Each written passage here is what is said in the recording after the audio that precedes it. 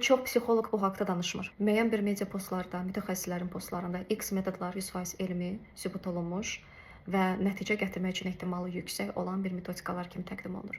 X metodlar, məsələn, NLP-dir, ailə dizimidir, enerji seanslardır, Theta Healing-dir, Reiki-dir və s. Onlar qeyri-elmi metodikalar kimi, saxta, şarlatanların istifadə olunduğu bir metodikalar kimi təqdim olunur. Reallıq onu göstərir ki, hər iki tərəfdə bir-birinə zid görünsələr də belə, hər biri insanlara fayda gətirir, həyatlarına dəyər qatır.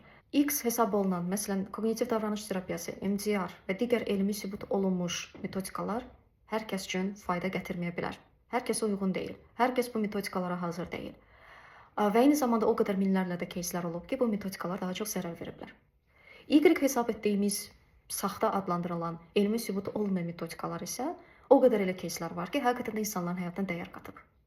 100% hər hansı bir insanların həyatına dəyər qatan bir metodikanı saxta adlandırmaq, bu özü bizi reallıqdan uzaqlaşdırır. Bir insan öz təkamül mərhələsinə uyğun bir mütəxəssis seçir və hər bir mütəxəssisin də öz təkamül mərhələsinə uyğun auditoriyası və müştəri bazası yığılır. Və məhz bunu biz bu reallığı qəbul edərkən, reallığın təkcə bizim perspektivlərdən ibarət olmadığını, elmi sübut olunmuş metodlardan ibarət olmadığını biz qəbul edəndə istənilən bir problemə sistemli və kompleksli yanaşmağı da öyrənirik.